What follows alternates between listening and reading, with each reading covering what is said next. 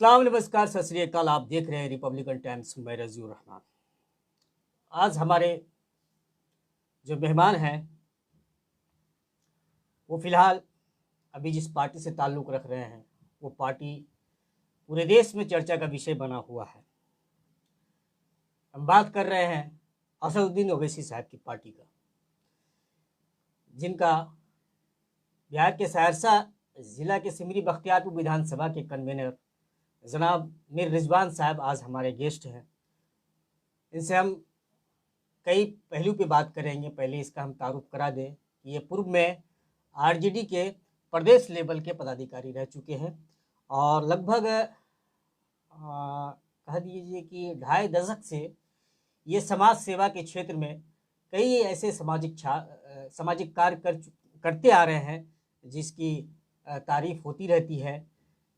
कभी कैंप लगाकर, शिविर लगाकर लोगों को सुविधा मुहैया करवाना, ठंडी के समय में कंबल बांटना, पंचायत लेवल पर हो या प्रखंड लेवल पर हो, लोगों का राशन कार्ड, वृद्धा पेंशन, यानी जो भी लोगों की समस्या से जुड़ी चीज़ें हैं उसका समाधान करवाने में काफ़ी अहम रोल इनका रहता है उस क्षेत्र में। तो आज हम इनसे बात करेंगे, ख़ास करके एमआईएम के पार्टी से जो गठबंधन का सवाल है उस पर बात करेंगे। एमआईएम के पर जो इल्ज़ामात लगते हैं बी टीम की, भाजपा की बी टीम की, उस पर बात करेंगे। बिहार में इस बार एमआईएम कितनी सीटों पर चुनाव लड़ेगी उस ताल्लुक से भी हम बात करेंगे। लेकिन उससे पहले हम आप लोगों को एक वीडियो क्लिप दिखाना चाहते हैं और सवाल मेरा इसी से जुड़ा होगा। आप भी इस वीडियो क्लिप को देखिए। ये राहुल जी का क्या कहते हैं कि यात्रा जो चल रहा है वोट अधिकार का। बिहार वाले बदल गए तो सारे हालात बदल सकते हैं। अगर वहाँ गठबंधन को मजबूत बनाना है, इसको आगे बढ़ाना है, इसको मजबूत बनाना है तो एआईएमआईएम पार्टी को शामिल करना होगा। तब जाकर ये बात आगे बढ़ेगी, मजबूत एक गठबंधन बनेगी। और इसमें एआईएमआईएम पार्टी को जब तक शामिल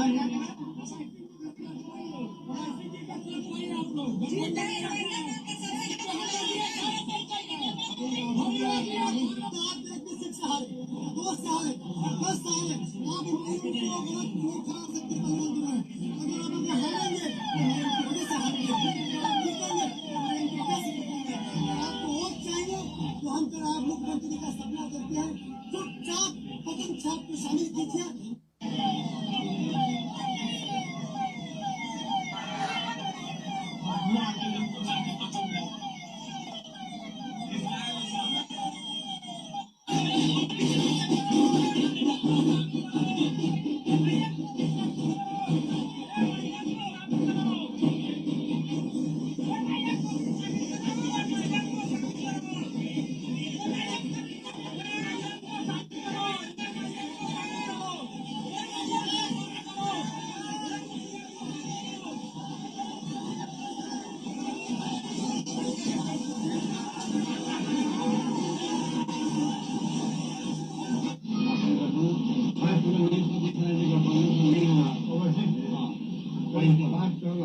बात चल रहा है वो तो आपका बड़ा बड़ा जो नेता है वो अब पार्टी के लेके आए ना, पार्टी के प्रतिनिधि है और बता भी सकते हैं जब हम जा रहे हैं अपने क्या बोलना चाहते हैं। जिससे बात करते हैं उसका नाम है हम लोग का वोट लगे चला गया दूसरा पार्टी में।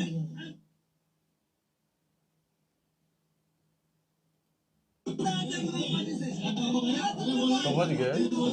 हम आगे बातचीत का सिलसिला जारी कीजिए। हम आपकी भावनाओं को समझ गए। हम दिखाना चाह रहे हैं कि माहौल कैसा चल रहा है अभी देश में। मेरा इस क्लिप को दिखाने के पीछे का मकसद यही था और इसमें हम यही दिखाना चाह रहे थे, खास करके अपने दर्शकों को भी और आपको भी, क्या कि आज का जो सवाल है इसी से जुड़ा हुआ है। तो इसीलिए दिखाना जरूरी समझे हम। तो ये जो माहौल बना है बिहार में, पहली बार ऐसा माहौल देखने को मिला है रिजवान साहब। और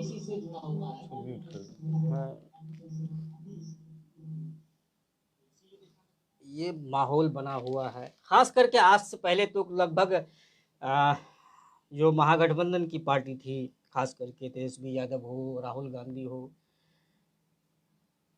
असदुद्दीन साहब की पार्टी को बीजेपी की बी टीम कहती थी, लेकिन इस बार देख रहे हैं कि वो कहीं ना कहीं एक्सेप्ट किए हैं। इसीलिए वो कहते हैं कि अगर वो चाहते हैं फिरका प्रस्त ताकतों के खिलाफ हम महागठबंधन के साथ आएंगे तो वो आए, लेकिन चुनाव नहीं लड़े, जिसको लेकर पूरे बिहार में बवाल मचा हुआ है। जगह जगह जहाँ जहाँ राहुल गांधी की यात्राएं जा रही है वहाँ वहाँ लोग प्रदर्शन कर रहे हैं, वहाँ आरजेडी का भी झंडा लिए हुए हैं और आपकी पार्टी का भी झंडा लिए हुए हैं, और कंडीशन रख रहे हैं कि हम वोट तभी देंगे जब आप इस पार्टी को अपने गठबंधन में शामिल कीजिएगा। तो क्या क्या लगता है आपको, सबसे पहला सवाल कि क्या अब जो, चूँकि आप पार्टी के बिहार प्रदेश से आप जुड़े हुए लोग हैं और कहीं ना कहीं आप प्रदेश अध्यक्ष के संपर्क में होंगे, नज़दीकी होंगे, तो क्या लगता है कि आपकी पार्टी अब चुनाव अकेले लड़ेगी या गठबंधन में बातचीत चल रही है? सबसे पहले ये सवाल। देखिए, सबसे पहले मैं द रिपब्लिक टाइम्स न्यूज का और रहमान साहब आपका दिल की गहराइयों से शुक्रिया अदा करता हूं, क्योंकि आपने मुझे यह मंच दिया और इस मंच के माध्यम से मैं समाज के अंतिम व्यक्ति की आवाज़ को दूर दूर तक पहुंचाने का माध्यम बनूंगा। आपका सवाल बहुत ही महत्वपूर्ण सवाल है कि क्या AIMIM को गठबंधन अपना हिस्सा बनाएगी। देखिए, हमारे आदरणीय प्रदेश अध्यक्ष अख्तरुल ईमान साहब ने और हमारी पार्टी ने एक आग्रह पत्र जो है महागठबंधन के कार्यालय में पहुंचाया। हाँ, उसको सभी ने देखा है, जाना है, सब जाना। पूरे बिहार ने, पूरे देश ने यह देखा। बिल्कुल। एक तरफ आप AIMIM को बीजेपी का बी टीम कहते हैं और दूसरी तरफ गठबंधन में AIM को लाना नहीं चाहते। तो बिहार की जनता ये भली भांति समझ रही है कि सब लोग मुसलमानों का सिर्फ वोट लेना चाहते हैं, और जहां मुसलमानों के हक की बात होती है, उनके अधिकार की बात होती है, तो उनको झुंझुना पकड़ा दिया जाता है। तो अब तो यह स्पष्ट हो गया। अभी देख लीजिए आप, मुकेश सहनी जी कहां थे? वो बीजेपी में थे ना। पहले वो बीजेपी में थे, फिर वो महागठबंधन का हिस्सा बनते हैं। उनका कहना था कि मतलब हमको मन मुताबिक सीट नहीं मिला तो हम उधर चले गए। माने आपके इच्छा की पूर्ति नहीं होती है। वो उप मुख्यमंत्री का भी, वही मैं कहना चाह रहा हूं रहमान साहब आपको, मुकेश सहनी जी के इच्छा की पूर्ति नहीं होती है, उसके महत्वाकांक्षा की पूर्ति नहीं होती है, तो फिर आप बीजेपी में चले जाते हैं और फिर आप महागठबंधन में आ जाते हैं। तो आपको कोई बीजेपी का बी टीम नहीं कहता। आप देखिए, उपेंद्र कुशवाहा जी कहां थे? वो बीजेपी में थे, फिर महागठबंधन में आए, फिर बीजेपी में चले गए। जीतन राम मांझी कहां थे? वो बीजेपी में एनडीए में थे, फिर वो महागठबंधन में आते हैं और फिर वो एनडीए में चले जाते हैं। तो उन सभी को बीजेपी का बी टीम नहीं कहा जाता, क्योंकि AIMIM दलितों की बात करता है, अल्पसंख्यकों की बात करता है, मजलूमों की बात करता है, गरीब गुरबों की बात करता है। तो आप इस पार्टी को बीजेपी का बी टीम कहते हैं। खौफ क्या है आखिर? खौफ ये है कि सिर्फ मुसलमानों का वोट लेना चाहते हैं ये लोग, सिर्फ मुसलमानों का वोट लेना चाहते हैं, और जब हक की बात होती है, अधिकार की बात होती है, तो आप जो है बीजेपी का बी टीम कह करके अफवाह फैलाना चाहते हैं। अब ये अफवाह चलने वाला नहीं है। अब दलित भाई जाग रहे हैं, अब गरीब गुरबा जाग रहे हैं, अब अल्पसंख्यक समाज जाग रहा है। तो आपको दर्द हो रहा है और आपको ये डर बना हुआ है कि जैसे ही आप महागठबंधन का हिस्सा, आप देख लीजिए, आपने अभी फुटेज चलाया है, बिहार के कोने कोने में जहां महागठबंधन का कार्यक्रम हो रहा है वहां एआईएमआईएम के चाहने वाले लोग, चाहे वो हिंदू हो, मुसलमान हो, सिख हो, ईसाई हो, जो इंसाफ पसंद लोग हैं, वो सभी लोग कह रहे हैं कि एआईएमआईएम को आप जो है महागठबंधन हिस्सा बनाना होगा। और अगर आप हिस्सा नहीं बनाते हैं तो हमारी पार्टी का स्लोगन है कि सबने दिया है हमको चोट, अब अपनी पार्टी अपना वोट। तो कब तक इग्नोर कीजिएगा, कब तक? अब नहीं चलने वाला। आप पिछले समय में देख लीजिए इतिहास के पन्नों को पलट करके, एआईएमआईएम के 4 विधायकों को आपने तोड़ने का काम किया है। तो बिहार की जनता अब जाग चुकी है और बिहार की जनता इस 4 विधायक को तोड़ने का जवाब 24 विधायक बनाने का काम करेगी। यहाँ पर हम रोकेंगे आपको। आपने बताया कि 4 विधायक को आरजेडी ने तोड़ा। एक बात बताइए, कोई दूध पिया बच्चा था नहीं हुआ? बिना मेरी मर्जी से, अरे भाई आप रहमान साहब नहीं, आपकी बात हम समझ गए। बिना मेरी मर्जी से हमको कोई कैसे शामिल कर सकता? कहीं ना कहीं मेरी इच्छा हो, चाहे हमने जमीर का सौदा किया हो या और भी कोई बात हो। ऐसे लोगों को बिहार के कोने कोने से आवाज आ रही है, आपने देखा होगा। जबरदस्ती रहमान साहब, जबरदस्ती तो खींच के लाए ही होगा। वही तो मैं कह रहा हूं, आप मेरी बात को सुन लीजिए, जवाब मैं देना चाह रहा हूं। आप इजहार एसपी की बात कर रहे हैं ना, चारों की बात कर रहे हैं। आप सरफराज की बात कर रहे हैं ना, जगह जगह विरोध हो रहा है। वो देख रहे हैं। आप देख लीजिए, जनता आपको अगर पद पर लाना जानती है तो जनता पद पर से उखाड़ करके फेंकना भी जानती है। इसलिए आपने एआईएमआईएम के पार्टी से एआईएमआईएम पतंग छाप को लेकर के आपने जो कारण क्या रहा, चले गए आरजेडी में? आरजेडी में चले गए, क्या कारण हो सकता है? उनका लोभ, उनका लालच, मतलब बिक गए। बिक गए इसलिए जनता विरोध कर रहा है ना। अगर वो नहीं बिकते तो क्या जनता विरोध करती? आज इजहार एसपी जी हैं या सरफराज जी हैं या जो पार्टी एआईएमआईएम को धोखा दे करके अपने फायदे के लिए, अपने लोभ लालच के लिए भागने का काम किया है, इस बिहार विधानसभा चुनाव में जनता उसको भगाने का काम करेगी। तो क्या ये इसकी गारंटी है कि कल हो कि आने वाले विधानसभा में जो भी आपकी पार्टी से विधायक जीतेंगे, उसकी क्या गारंटी है कि कहीं वो फिर बिक जाए? तो देखिए, हमारा एआईएमआईएम पार्टी, क्या कोई इस बार कुछ ऐसा, हमारे राष्ट्रीय अध्यक्ष आदरणीय बैरिस्टर असदुद्दीन ओवैसी साहब की विचारधारा पर चल रहा है। और बिहार प्रदेश में हमारे प्रदेश अध्यक्ष जो ईमानदार हैं, जो कर्मठ हैं, जो बदलने वाले लोग नहीं हैं। आपको यह पता होना चाहिए कि हमारे प्रदेश अध्यक्ष अख्तरुल ईमान साहब को करोड़ों रुपए का ऑफर मिला, लेकिन उन्होंने अपना जमीन बेचने से इनकार कर दिया। वो डटे रहे, आज तक डटे हुए। ऐसे लोगों को पार्टी टिकट देगी जो लोग पार्टी के लिए जमीन स्तर पर काम करना चाहेंगे, ऐसे लोगों को पार्टी टिकट देगी। एक सवाल पब्लिक में ये भी उठता है, या आपने भी गौर किया होगा, भाजपा सरकार, केंद्र सरकार, मोदी, प्रधानमंत्री मोदी के खिलाफ में, अमित शाह के खिलाफ में, या जितनी भी चीज़ें होती है उस पर जितना मुखर होकर असदुद्दीन ओवैसी साहब बोलते हैं उतना शायद ही कोई बोलते होंगे। हालांकि अभी राहुल गांधी ने उनका एक नब्ज पकड़ा है वोट चोरी का, जिसका यात्रा चल रहा है। ये भी एक बहुत बड़ा मुद्दा है। अब मुझे लगता है कि पहली बार उससे नब्ज को दबाने का काम किया है, जो थोड़ा सा फड़फड़ाहट देखने को मिल रहा है।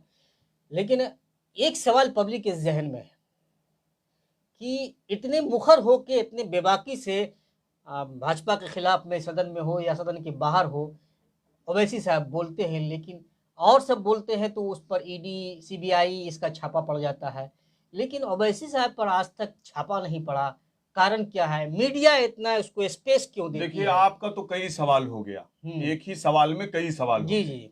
तो सबसे पहले इस बात को आप समझ लीजिए कि आदरणीय बैरिस्टर असदुद्दीन साहब अपनी पार्टी के सर्वोसर्वा हैं, वो पार्टी के सर्वोच्च लीडर हैं और उनकी अपनी पार्टी है एआईएमआईएम।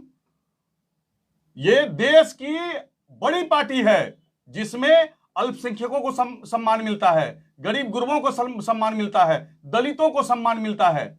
और आप समझिए कि आप अन्य लोगों की बात कीजिए, चाहे वो बिहार हो या बिहार से बाहर हो, चाहे यूपी हो या बिहार की बात कर रहे हैं, जो भी बड़ा लीडर है मुस्लिम समाज का, वो मुस्लिम समाज कहीं ना कहीं झोला उठा रहा है, कहीं ना कहीं दरी बिछा रहा है। और असदुद्दीन ओवैसी दरी बिछाने से और झोला उठाने से मेरा सवाल वो कोई उनका वास्ता नहीं है। मैं वही पॉइंट पर आ रहा हूं। इसलिए अगर आप दरी बिछाएंगे, आप झोला उठाएंगे, तो आप पर ईडी आएगा, आप पर सीबीआई आएगा। जब आप अपनी मजबूती से आवाज उठाएंगे, आज असदुद्दीन ओवैसी के चाहने वाले भारत के कोने कोने पर हैं। असदुद्दीन ओवैसी एक ईमानदार नेता हैं, एक पढ़े लिखा नेता हैं, बैरिस्टर हैं वो। तो ईडी और सीबीआई जब कोई गलत करेगा तभी तो ईडी और सीबीआई वहां पर दस्तक देगा। तो हमारे बैरिस्टर असदुद्दीन ओवैसी साहब ईमानदार हैं, पढ़े लिखे हैं। ईडी और सीबीआई को 100 बार सोचना होगा, 100 बार सोचना होगा। मतलब उन पर दाग नहीं है, कोई बिल्कुल कोई बेदाग खामी है नहीं हमारे नेता, इसलिए ईडी और सीबीआई बिल्कुल को बेदाग है मौका नहीं हमारे मिल पा रहा नेता, है। बिल्कुल बेदाग है हमारे नेता। इसलिए दूसरी बात आपने कहा संसद में आवाज उठाने की बात। आज चाहे गरीबों की हक की बात हो, दलितों के हक की बात हो, अल्पसंख्यकों के हक की बात हो, अगर संसद में कोई मजबूती से आवाज उठाने वाला है तो उसका नाम बैरिस्टर असदुद्दीन ओवैसी है। बिल्कुल बात सही है। और आप समझिए, देखिए एक बात को तो तस्लीम पूरी दुनिया पूरे देश ने किया है। जिस तरह से अभी विगत कुछ माह पहले जो भारत पाकिस्तान में जंग हुआ था, और जिस तरह का दोनों देश से मीडिया में के चैनलों के द्वारा जो वार का सिलसिला चल रहा था, और एक दूसरे को लोग, लेकिन उस समय मजबूती के साथ देश के लिए खड़ा रहे थे असदुद्दीन ओवैसी साहब। और इनका उस समय से इनका जो चेहरा न सिर्फ मुसलमानों में बल्कि अन्य समुदाय के लोगों में भी एक अलग पहचान के रूप में उभरा है। आप पहलगाम के बात कर रहे हैं ना। पहलगाम में जो आतंकवादी घटना हुई जिसमें हमारे देश के वीर नागरिकों ने अपना शहीद हो गए, तो आपको पता होना चाहिए संसद में और संसद में बाहर, देश में हो या विदेश में हो, अगर सबसे पहले कोई मजबूती के साथ आवाज उठा रहा था तो हमारे बैरिस्टर असदुद्दीन ओवैसी साहब थे। आप SIR के मुद्दे पर बात कीजिए। कई लोग हमसे संपर्क करते हैं और कहते हैं SIR पर जो है AIMIM का क्या है रोल। अरे भाई, आप जरा सा सर्च कर लीजिए कि SIR के मुद्दे पर हमारे बैरिस्टर असदुद्दीन ओवैसी साहब ने मजबूती से अपनी बात को रखने का काम किया है। और बिहार में मैं खुद चाहे बैसा हो, चाहे बायसी हो, चाहे अमोर हो, चाहे पूर्णिया हो, चाहे सीमांचल के कोने कोने में हो, जाने का काम किया है। और हमारे प्रदेश अध्यक्ष आदरणीय अख्तरुल ईमान साहब हर वो धरना में प्रदर्शन के माध्यम से दबाव बना करके, आग्रह कर करके पदाधिकारियों से SIR के मुद्दे पर मजबूती से अपनी बात को रखने का काम कर रहे हैं। सुप्रीम कोर्ट ने तो कह दिया SIR को में वोटर लिस्ट है, वो जो पुनरीक्षण वाला में 11 में एक वोटर लिस्ट में आधार कार्ड को शामिल करने के लिए, लेकिन ऐसा कोई पहल देखने को नहीं। ये तो चुनाव आयोग को समझना चाहिए कि चुनाव आयोग ने जो फरमान जारी करने का काम किया और SIR थोपने का काम किया, तो आप समझिए कि SIR तो एक बहाना है। असल में SIR के बहाने से बीजेपी यह चाहती है कि ऐसे लोगों के वोट में कमी आए, जो लोग गरीब हों, जो लोग गुरबा हों, जो लोग अल्पसंख्यक हों, जो लोग दलित समाज के लोग हों। और किसको फायदा होगा? अगर इन लोगों का वोट अगर घटता है तो सीधे सीधे फायदा बीजेपी को होगा। इसलिए बीजेपी चुनाव में बेईमानी कर करके और पिछले रास्ते से वो सत्ता में आना चाहती है। उनका यही आपने गौर किया होगा कि जिस तरह से मीडिया रिपोर्ट में भी है कि वर्षों पुराना मकान जो खंडर पड़ा हुआ, उसमें 20 आदमी, 20 परिवार, किसी में 200 परिवार, किसी पूरे गांव का वोट एक घर में दिखाया जा रहा है। मतलब इस कहीं ना कहीं फर्जी वोट का मामला सामने आ रहा है मीडिया में जो चल रहा है। फर्जीवाड़े की बात कर लीजिए, फर्जीवाड़े की बात कर लीजिए, आपको कोई ऐसा प्रखंड नहीं मिलेगा, कोई ऐसा जिला नहीं मिलेगा जहां 30% 40% लोगों का नाम जो है वो SIR के चलते कट गया है, वोट से वंचित हो गए हैं। तो हम चुनाव आयोग से निवेदन करना चाहते हैं कि आखिर में तो सुप्रीम कोर्ट ने हस्तक्षेप किया, सुप्रीम कोर्ट की बात को मान कहां रहे चुनाव? यही तो अंदेशा है कि हम किस देश में जी रहे हैं, कहीं ऐसा ना हो। सुप्रीम कोर्ट के साख पर सवाल उठा। अरे भाई संविधान को कुछ लोग बदलना जब चाहते सुप्रीम हैं। कोर्ट ने कह दिया है कि इसको शामिल किया जाए, अरे एक बात फिर बताइए, चुनाव एक आयोग बात ने- बताइए, आधार कार्ड आप मानने नहीं दे रहे हैं, आप और जो है उसी आधार कार्ड से राशन आपका पास- कार्ड, आप उसी आधार राशन कार्ड कार्ड से- मानने नहीं दे रहे हैं, उसी आधार आप कार्ड जॉब से- कार्ड मानने नहीं दे एक रहे तो हैं। सुनिए, उसी आधार कार्ड से पासपोर्ट बनता है, वो मान्य है। वही तो रहमान साहब, वही तो मैं कह रहा हूं, आप आधार कार्ड को मान्य नहीं दे रहे हैं, आप राशन कार्ड को मान्य नहीं दे रहे हैं, आप जॉब कार्ड को मान्य नहीं दे रहे हैं। ए भाई, आप पिछले चुनाव में देख लीजिए, पिछले चुनाव में ये सभी कागजात मान्य था, जिसके आधार पर वोट डला, जिसके आधार पर बिहार में सरकार बनती है, देश में सरकार बनती है, तो इसका मतलब सब सरकार फर्जी है, तो रद्द कर दीजिए ऐसे सरकार को। इससे तो यही साबित होता है। नहीं, बिल्कुल। तो इसलिए मैं कहना चाहता हूं कि अब जनता जाग रही है, जनता को यह बात एहसास हो रहा है कि ये जो एनडीए की सरकार है, ये जो बीजेपी की सरकार है, ये मुद्दे की बात नहीं करता, ये सिर्फ हिंदू भाई को मुसलमान भाई से लड़ाने का बात करता है, ये सिर्फ मंदिर को मस्जिद से लड़ाने का बात करता है। इनके पास विकास का कोई मुद्दा नहीं है, ना ही बेरोजगारी का मुद्दा है, ना ही किसानों का मुद्दा है, ना ही स्वास्थ्य का मुद्दा है, ना ही शिक्षा का मुद्दा है। इस मुद्दे पर वो लोग वोट नहीं मांगते, वो लोग नफरत के बुनियाद पर वोट मांगते हैं। तो अब देश की जनता जाग रही है और निश्चित तौर पर आने वाले दिनों में देश की जनता जो है वो नफरत के नाम पर वोट नहीं करने वाली, वो मोहब्बत के नाम पर वोट करने वाली।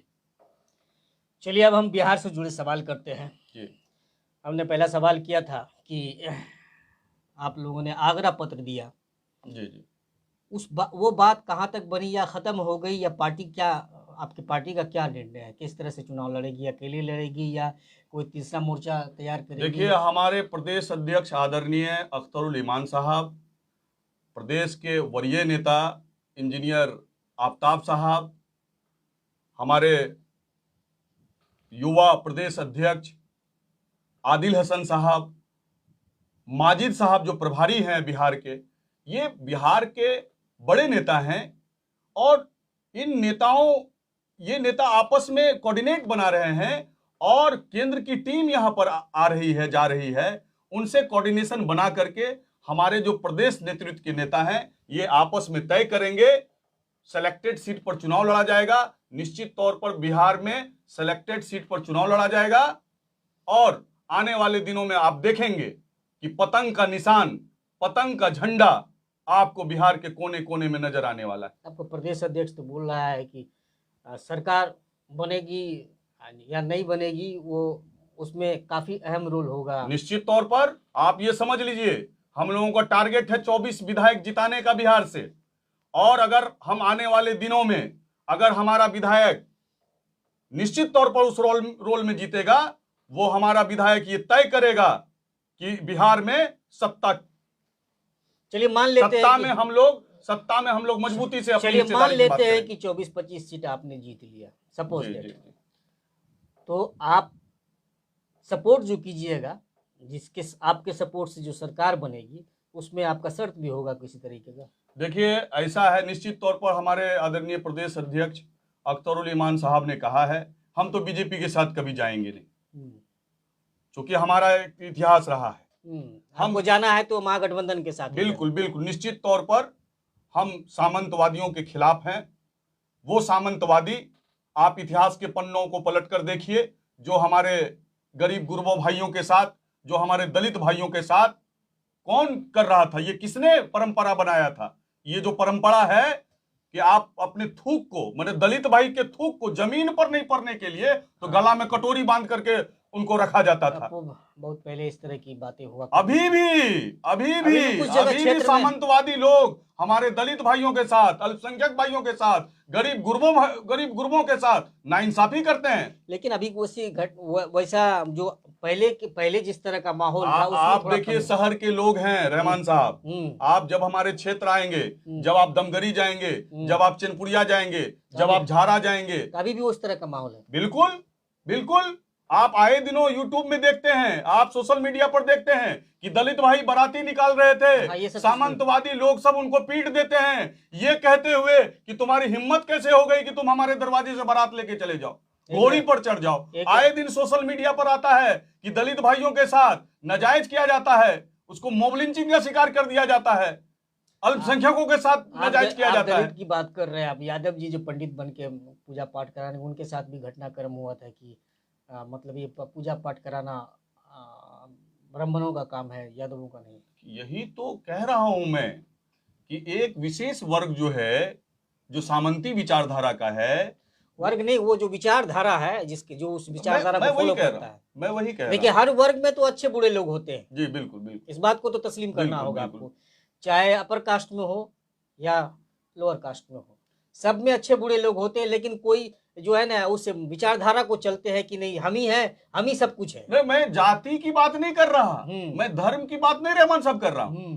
मैं तो स्वीकार रहा हूं कि हर धर्म में अच्छे लोग हैं, हर धर्म को मानने वाले अच्छे लोग भी होते हैं और बुरे लोग भी होते हैं, इस बात को मैं स्वीकारता हूं। लेकिन कोई भी धर्म को जानने वाला लोग हो, कोई भी जाति से संबंध रखने वाला लोग हो, अगर वो सामंती विचारधारा का है तो उसके विरोध में है हम लोग, उसके विरोध में हमारी पार्टी रहती।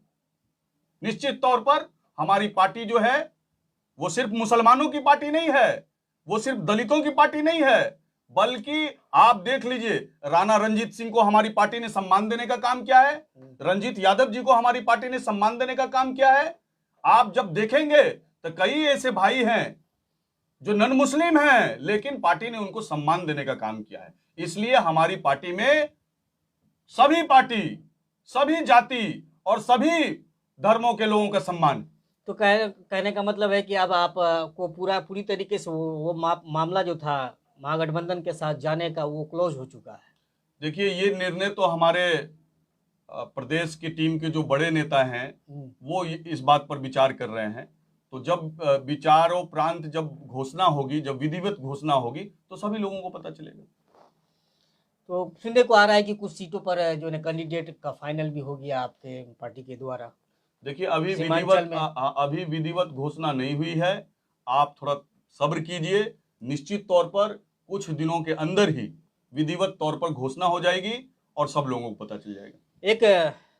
एक लोगों के जहन में एक बात ये भी है, बी टीम या कॉमनल पार्टी के तौर पर कुछ लोग ये देखते हैं, क्योंकि इत्तेहादुल मुस्लिमीन शब्द जो है, लोग बार बार उठते, आप भी चैनल में देखते होंगे, कोई ये सवाल करते हैं इत्तेहादुल मुस्लिमीन कि ये कॉमनल शब्द क्यों रख दिया गया है इसमें। इसलिए भी लोग को लगता है कि ये कॉमनल पार्टी है। आप पहले इत्तेहादुल का मतलब समझिए। इत्तेहादुल का मतलब होता है एकता, मिलनसार। कहाँ नाम गलत है आप बताइए ना। इत्तेहादुल का क्या मतलब होता है, ये समझ लोग को नहीं समझ। अरे लोगों को जो लोग ऐसे लोग जाहिल हैं, जो लोग इस तरह की टिप्पणी करते हैं, ऐसे लोग मूर्ख हैं, ऐसे लोग जाहिल हैं। इत्तेहादुल का मतलब एकता होता है, इत्तेहादुल का मतलब होता है आपस में मिलजुल कर रहना। कैसी बात कर रहे हैं आप। और जहां तक बात मैंने नाम की हो, तो आप शिवसेना को क्या कहते हैं, आप शिवसेना को क्या कह रहे हैं, वो पार्टी नहीं है क्या? बिल्कुल है। तो इन सभी मुद्दों पर चर्चा नहीं करनी चाहिए। ये नाम में क्या रखा है, और नाम तो बहुत बेहतर है। आखिर खौफ क्या है? खौफ ये है रहमान साहब कि मुसलमानों में कोई लीडर ना बने, क्योंकि आज तक मुसलमानों को सभी पार्टियों ने ठगने का काम किया है। सभी पार्टी ने मतलब मुसलमानों का नेतृत्व करने में या उनका नुमाइंदा पैदा ना हो। आप रहमान साहब जानिए, आप रहमान साहब इस बात को जानिए। बोलिए। आप रहमान साहब इस बात को जानिए, 2% वाले लोग ये कह रहे हैं कि मैं उप मुख्यमंत्री बनूंगा, कह रहे हैं ना। 2% वाले लोग कह रहे हैं मैं उप मुख्यमंत्री बनूंगा। 14% वाले लोग कह रहे हैं मैं मुख्यमंत्री बनूंगा। और जहां 19% हमारे समाज की संख्या है, उनसे कहा जा रहा है तुम झुनझुना से काम चलाओ, तुम दरी बिछाओ, तुम कुर्सी लगाओ। तो अब ऐसा चलने वाला नहीं है। अब हमारे समाज का लोग जग रहा है। अब हमारे समाज का लोग अपने हक की बात कर रहा है, अपने अधिकार की बात कर रहा है। हम 19% हैं बिहार में, हमें अपना हक चाहिए, हमें अपना अधिकार चाहिए, और हम अपना अधिकार लेना अच्छी तरीके से जानते हैं। अच्छा, एक सवाल और भी है कि आप कह रहे हैं कि हमको सिर्फ वोट के तौर पर इस्तेमाल किया गया, हमको हमारा हक नहीं मिला। सेकुलर पार्टियों में तो भी आपको मुस्लिम लीडरान है। हाँ बिल्कुल है। तो क्या सेकुलर पार्टी में भी आप देख लीजिए ना, अभी महागठबंधन का यात्रा चल रहा है, उसमें बता दीजिए कौन सा मुस्लिम लीडर है जो फ्रंट पर है, बता दीजिए, एक नाम बता दीजिए आप बता दीजिए ना। बीच में देखे थे अररिया साइड में तो शकील खान को। अरे कैसी बात कर रहे हैं आप, कैसी बात कर, दिखा दीजिए कहीं। अरे मैंने तो करीब से देखा है। नहीं, अररिया साइड में जो गए थे तो अरे भाई वो झुनझुना है, झुनझुना हाँ है। वो झुनझुना है। तो आपको यही एहसास दिलाना चाहते हैं आपके माध्यम से पूरे समाज को, पूरे बिहार को एक संदेश भी जाना चाहिए कि आप समझिए इस बात का। आप जिस टॉपिक पर बात कर रहे थे कि मुस्लिम लीडर, जो आप अन्य पार्टी का नाम ले रहे थे, उस पार्टी में आप देखिए, आप शहाबुद्दीन साहब की बात कीजिए। शहाबुद्दीन साहब ने राष्ट्रीय जनता दल में उनकी कितनी महत्ता थी, यहां तक कि उस पार्टी में रहते हुए उनकी मौत तक हो गई। क्या हुआ, बदले में क्या मिला शहाबुद्दीन साहब को? बदले में हिना साहब को टिकट से वंचित रख दिया गया। बदले में आप समझिए, जिनका कोई जनाधार नहीं है, जो 2000 वोट बिहार में कन्वर्ट नहीं कर सकता है, मैं मुकेश झा की बात कर रहा हूं, मैं राज्यसभा सांसद मुकेश झा जी की बात कर रहा हूं, मनोज झा जी की बात कर रहा हूं। मनोज झा जी किसी पंचायत का मुखिया का चुनाव नहीं जीत सके, आप उनको 2-2 बार राज्यसभा भेजे ना, 2-2 बार राज्यसभा भेज देते हैं। लेकिन हिना साहब का क्या हुआ, आपने क्यों नहीं उनको मैंने राज्यसभा भेजा? तो सवाल उठना तो लाजमी है ना कि आप जो है सिर्फ मुसलमानों का वोट लेना चाहते हैं, और जहां उनके हक की बात होती है, जहां उनके अधिकार की बात होती है, तो वहां झुनझुना पकड़ा देते हैं। एक सवाल तब यहाँ भी ये भी पैदा होता है कि जो भी मुस्लिम लीडरान है वो कहीं ना कहीं अपने आप को जो है ना जबान को सील लेते हैं, चुप हो जाते हैं, खामोशी इख्तियार कर लेते हैं, डर के मारे कि हम जैसे हैं वैसे सही है। देखिए, मैं राष्ट्रीय जनता दल में मैं राष्ट्रीय जनता दल में काफी दिन से रहा हूं, मैं राष्ट्रीय जनता दल को बहुत करीब से देखा हूं। निश्चित तौर पर मैं जब राष्ट्रीय जनता दल में था तो अपनी बातों को बेबाकी से रखता था, चाहे तेजस्वी यादव जी के सामने हो, चाहे प्रदेश के अन्य नेताओं के सामने हो, कहीं भी हो, मैं अपनी बात को बेबाकी से रखता था। इसी का बदला मिला हमको कि ना प्रदेश के नेताओं के द्वारा मुझे इग्नोर किया गया, यही का नतीजा रहा। तो मैंने करीब से राष्ट्रीय जनता दल को देखा। आप देखिए, हमारे बड़े नेता हैं, हमारे अब्दुल बारी सिद्दीकी साहब बड़े नेता हैं। मैं उन्हीं नेताओं की बात मैं स्पष्ट कर देता हूं। आप देख लीजिए उनके साथ क्या गेम हो गया कि वो जिस विधानसभा सीट से चुनाव बार बार जीत करके आते थे, उनका जब चुनाव नजदीक आया तो सीट बदल दिया गया। यही कारण से सीट बदल दिया गया कि प्रदेश का नेतृत्व इस बात को जान रहा था कि अब्दुल बारी सिद्दीकी साहब जैसे कद्दावर नेता विधानसभा का चुनाव हार जाए और उप मुख्यमंत्री का दावेदारी न बन पाए। तो फिर ये तो खामोश क्यों रहे तब फिर अब्दुल बारी सिद्दीकी? देखिए, यही इसलिए तो हमारा कहना है कि जो लोग राष्ट्रीय जनता दल में खामोश हैं, तो इसका क्या मतलब है कि वो दरी बिछा रहे हैं, वो झोला उठा रहे हैं, मतलब जैसे है वैसे सही है। हाँ, हाँ, जिंदगी बीत ही गई है, थोड़ा और गुजार लेना है, चले जाना। बोलिए, कहां बेबाकी से बात करते हैं आप? मुझे एक नेता की बात कर, एक नेता का नाम बता दीजिए जो दम भरते हैं मैं सेकुलर पार्टी का नेता हूं, मुसलमानों का रहनुमा हूं। आप बता दीजिए, पिछले दिनों उसमें से एक नेता का नाम बता दीजिए जिन्होंने खुल करके अपने समाज के हित की बात, जैसे मुकेश सहनी करते हैं, जैसे उपेंद्र कुशवाहा करते हैं, जैसे जीतन राम मांझी करते हैं, जैसे चिराग पासवान करते हैं, खुल करके एक लीडर की बात बता दीजिए। वाहिद एक ऐसी पार्टी AIMIM है जिनके नेताओं के द्वारा बेबाकी से समाज की बात को रखा जाता है, हक की बात को रखा जाता है, अधिकार की बात को रखा जाता है। निश्चित तौर पर आने वाले समय में AIMIM अपना झंडा देश में ही नहीं बल्कि बिहार के भी कोने कोने में आपको नजदीक ही दिखाई देगा। कहीं ना कहीं एक समय था जब शहाबुद्दीन साहब और तस्लीमुद्दीन साहब हयात से थे और पार्टी में थे, तो उस वक्त ये सब चीजें देखने को नहीं मिलती थी शायद। कैसा लगा आप? देखिए, उस टाइम में आदरणीय लालू प्रसाद यादव जी का जमाना था, और कहीं ना कहीं मैं इस बात को मानता हूं कि लालू प्रसाद यादव जी समाजवादी नेता थे और समाज के नेता थे, मतलब अभी भी है। बिल्कुल बिल्कुल बिल्कुल बिल्कुल, आज भी मैं मानता हूं कि आदरणीय लालू प्रसाद यादव जी वो सबको लेके चलने वाले नेता थे। चाहे वो मुस्लिम समाज हो, चाहे वो यादव समाज हो, चाहे वो दलित समाज हो, चाहे वो गरीब गुरबा समाज हो, आज अगर कहीं न कहीं अगर दबे हुए लोग, कुचले हुए लोग, वंचित लोगों के जवान में अगर आवाज आया है, तो उनका सबसे बड़ा श्रेय अगर जाता है तो वो आदरणीय लालू प्रसाद यादव जी को जाता है। तो यही कारण रहा कि सबको साथ लेके चलते रहे वो, इसलिए- लेकिन वो गुण शायद तेजस्वी में नहीं देखे आप क्या? देखिए, ये तो तेजस्वी यादव जी से ही पूछना चाहिए आपको कि क्यों आप आदरणीय लालू प्रसाद यादव जी के तरफ नहीं, चूंकि आप लेके नहीं पार्टी चल में रहे रहे हैं। हैं, लंबा समय गुजारे हैं, तो आपके इसलिए लालू जी के मैंने झोला उठाने से इनकार कर दिया, मतलब इसलिए फर्क है। मैंने दरी बिछाने से इनकार कर दिया। मतलब फर्क है तभी क्योंकि तो। आप कहते हैं जिसकी जितनी संख्या भारी उतनी उसकी हिस्सेदारी, हम्म, तो हमारी संख्या बिहार में 18 से 19% है।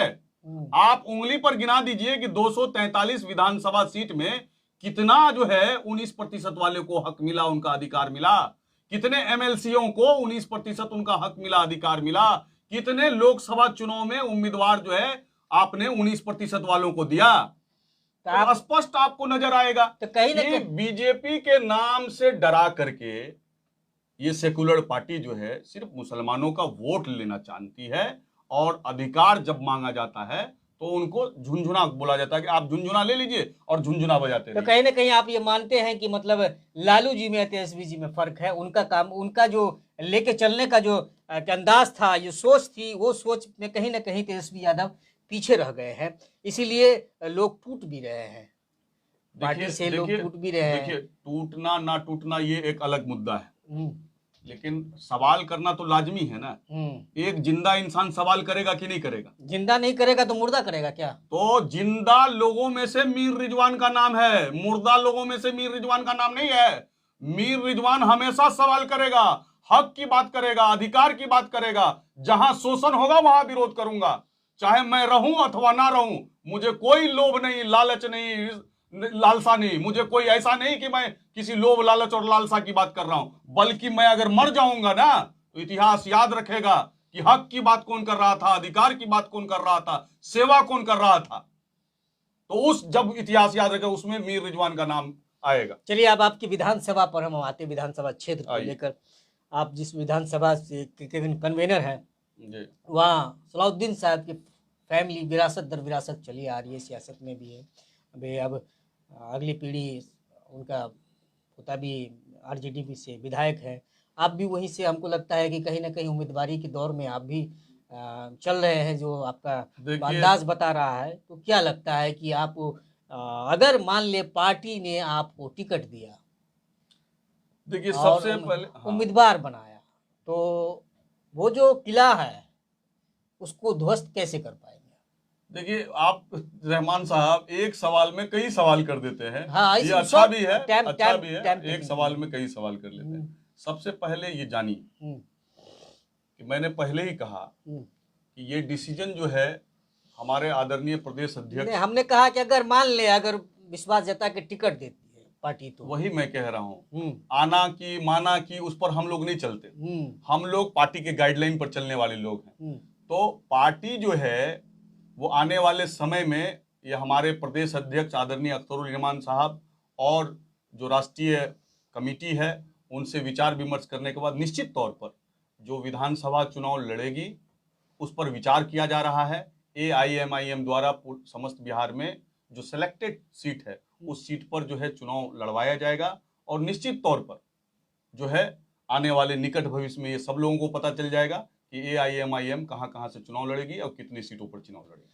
तो दूसरी बात आपने कहा यूसुफ साहब और कैसर साहब की बात करी आपने, तो निश्चित तौर पर बड़े लोग हैं, राजा लोग हैं, और हम लोगों से तो उनका तुलना है नहीं, इसलिए तो हमने किला शब्द का इस्तेमाल किया। हम लोग तो एक गरीब का बेटा है, हम लोग तो जमीन से जुड़े हुए लोग हैं। और कैसर साहब हैं, यूसुफ साहब हैं, राजा फैमिली है, तो राजा से हम लोगों का तो तुलना नहीं किया जा सकता। तो हमारा विरोध नहीं है उन लोगों से, ना यूसुफ साहब से विरोध है और ना ही कैसर साहब से विरोध है, और ना ही अन्य किसी भी पॉलिटिकल और राजनीतिक लोगों से हमारा विरोध, किसी से विरोध नहीं। भाई हम अपने विचारधारा के साथ काम कर रहे हैं। मतलब आपने हक की लड़ाई लड़ रहे हैं। हाँ बिल्कुल, हम हक की बात कर रहे हैं, और हम तो सभी लोगों से कहते हैं कि आप लोगों को भी हक की बात करना चाहिए। अरे भाई, आप लोग अगर हक की बात नहीं करेंगे तो कौन करेगा? तो जनता तो सवाल करेगी। अच्छा, एक सवाल ये भी उठ रहा है, जी। लोग सुन, आप भी सुने होंगे, कि अगर आरजेडी हिस्सेदारी के हिसाब से 42-43 सीट पर मुस्लिम कैंडिडेट को उतार दे तो एमआईएम अपने फिर कैंडिडेट से को नहीं बताइए उतारे। क्या सवाल था आपका? आरजेडी महागठबंधन हम्म अगर हिस्सेदारी के हिसाब से हम्म तो पार्टी की जो भागीदारी है, परसेंटेज है, उस परसेंटेज के हिसाब से अगर 42-43 सीट पर मुस्लिम कैंडिडेट उतार दे तो एमआईएम अपनी कैंडिडेट को नहीं खड़ा करेगी। ये भी बात है। देखिए ये आप बड़ा अच्छा सवाल किए। आप फंसाना चाहते हैं। नहीं, अच्छा सवाल करके ये हम फंसा- सुने नहीं हैं। नहीं, मैं जवाब देता हूँ। शालीनता से मैं जवाब देता हूँ। हाँ मैं जवाब बताइए। देता हूँ। एक बात समझिए हम्म, कि मुझे अब दूसरे के महल के नौकर बनने से अच्छा है, दूसरे के महल में नौकर बनने से अच्छा है अपने झोपड़ी का मालिक बनना। अच्छा, हाँ, चाहे छोटा सा ही झोपड़ी छोटा सा ही हो, झोपड़ी क्यों ना हो। घोंसला ही सही है। हाँ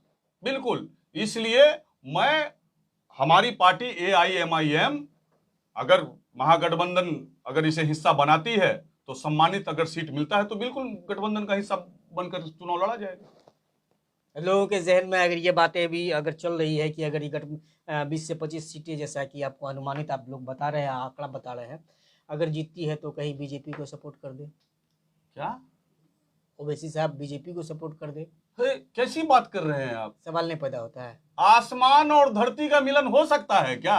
अच्छा, हो सकता है। ऐसा नहीं हो सकता। कैसी बात कर रहे हैं आप? हम लोग जिस माने बीजेपी जो नफरत की बात करती हो, बीजेपी जो हिंदू भाई को मुसलमान भाई से लड़ाने का काम करती है, बीजेपी जिनके पास कोई विकास का मुद्दा ही नहीं है, संभव ही नहीं है। सियासत में तो कुछ भी संभव हो सकता है। आप देख लीजिए मुकेश सहनी को, बिल्कुल बिल्कुल किस विचारधारा से चुनाव लड़े, बिल्कुल बिल्कुल चुनाव लड़े। हाँ हाँ। और यहाँ वोट सीट शेयरिंग का मामला, मतलब सीट शेयरिंग का मामला अरे हुआ, जिसका जमीर ही मुर्दा हो जाए, और फिर चले गए अरे उधर। मेरे भाई जिनका कैरेक्टर ही नहीं हो, जिनका जमीर ही मुर्दा हो जाए, तो आप उनसे तुलना कर रहे हैं? मतलब उन पार्टियों में आपने ईमानदार लोगों को बेईमान लोगों से तुलना कर रहे हैं। देखिए, संभव है क्या? लोगों के जहन में तो सियासतदानों के प्रति जो नजरिया आजकल बना है उस हिसाब से हमने बात किया। रहमान साहब, ईमानदार लोगों का बेईमान लोगों से तुलना किया जा सकता है? बिल्कुल नहीं। कैसे तुलना कर सकते हैं आप? तो मतलब कुछ हाल, चाहे जो भी हालात आप हो। एआईएमआईएम का इतिहास देखिए, बैरिस्टर असदुद्दीन ओवैसी साहब का इतिहास देखिए, तब आपको पता चलेगा कि हम सेकुलर लोग हैं, हम समाजवादी लोग हैं, हम सबके हक की बात करते हैं। सेकुलर की बात की तो क्या मतलब है, पहली बार जो बिहार में सरकार बनी थी, लालू यादव मुख्यमंत्री बने थे, तो क्या बिना बीजेपी के सपोर्ट के बने थे? ये बात देखिए, यही बात मैं कहना चाह रहा हूं। मन आप करे तो अच्छा, आप करे तो अच्छा, और कोई और करे तो गंदा। यही बात तो आप अपनी जुबान से निकाल रहे हैं। नहीं, यही बात तो मैं कहना चाह रहा हूं कि आप जो एआईएमआईएम को बार बार बदनाम करने का असफल प्रयास कर रहे हैं कि एआईएमआईएम बीजेपी का बी टीम है, और आप कर रहे हैं तो कोई दिक्कत नहीं है। और यहां पर अगर हम हक की बात कर रहे हैं, अपना अधिकार की बात कर रहे हैं, तो हमें बदनाम किया जाता है, हमें बार बार जो है जलील किया जाता है। तो अब ये चलने वाला नहीं है। अब 19% लोग जाग गया है, और 19% के साथ साथ जो बड़ा समाज है, दलित समाज, गरीब गुरबा समाज, अल्पसंख्यक समाज, ये सब जाग रहा है, और जाग करके थर्ड फ्रंट बनेगा, और थर्ड फ्रंट बना करके ये सब लोग गोलबंदी के साथ, एकजुटता के साथ एक मंच पर आएंगे, और निश्चित तौर पर बदलाव होगा। अच्छा चलिए, तो फिर मान लीजिए कि जो आपकी पार्टी जो एक रणनीति तैयार कर रही है 24-25 सीटों पे, तो उसमें क्या सिर्फ मुस्लिम कैंडिडेट ही होंगे कि अन्य समुदाय के लोग भी, अन्य जाति के लोग? देखिए पत्रकार महोदय, ऐसा है कि आपको हमने पहले ही कहा कि राणा रंजीत सिंह जैसे लोग, उनको पार्टी ने उनको बेहद सम्मान दिया। हमारे आदरणीय असदुद्दीन ओवैसी साहब ने मंच पर से अनाउंसमेंट कर दिया कि राणा रंजीत सिंह जी हमारी पार्टी का उम्मीदवार होगा। और आप कैसी बात कर रहे हैं? आप जरा देख लीजिए, आप सर्च कीजिए बढ़िया से, तब पता चलेगा कि एआईएमआईएम सिर्फ मुसलमानों की पार्टी नहीं है, सभी समाज के लोग, जो लोग इंसाफ पसंद लोग हैं, जो लोग ईमानदारी और खुददारी से जीना चाहते हैं, वो सभी लोग AIM पार्टी से जुड़ना चाहते हैं, जुड़ रहे हैं। और वो दिन दूर नहीं है जब AIMIM का झंडा समस्त देश में, समस्त बिहार में आपको चप्पे चप्पे पर नजर आएगा। तो कुल मिला के आप कहना चाहते हैं कि आपकी पार्टी सबकी पार्टी है, सभी धर्म और जाति के सम्मान करने वाली पार्टी है, निश्चित निश्चित, और सभी को साथ लेकर चलने वाली पार्टी है। बिल्कुल, आपका ये कहने का हुआ। खैर ठीक है, अब तो बिहार विधानसभा का ज़्यादा समय नहीं रहा, कुछ ही दिनों के बाद या कह लीजिए कि कहीं ना कहीं चुनाव की घोषणा की सुगबुगाहट तो खैर चालू ही है। तो अब आने वाला समय बताएगा कि क्या बिहार में महागठबंधन में जो महागठबंधन के शीर्ष नेता है वो असदुद्दीन साहब की पार्टी को जोड़ते हैं या नहीं, ये तो आने वाला समय बताएगा। उसके बाद क्या रणनीति बनती है इन पार्टी की और कितने सीटों पे चुनाव लड़ेगी, फिर उसका परिणाम क्या होगा, ये सब आने वाला समय ही बता पाएगा। फिलहाल आपको जो हमारे आज के मेहमान थे मीर रिजवान साहब, जो सिमरी बख्तियारपुर विधानसभा क्षेत्र के कन्वीनर हैं, इनका जो आज हमने आप लोगों के सामने जो लाइव इंटरव्यू किया, इनकी बातों से आप कितने मुतमईन हैं, कितने संतुष्ट हैं, अपनी प्रतिक्रिया ज़रूर दें और इस खबर को, इस लाइव इंटरव्यू को ज़्यादा से ज़्यादा शेयर ज़रूर करें। धन्यवाद।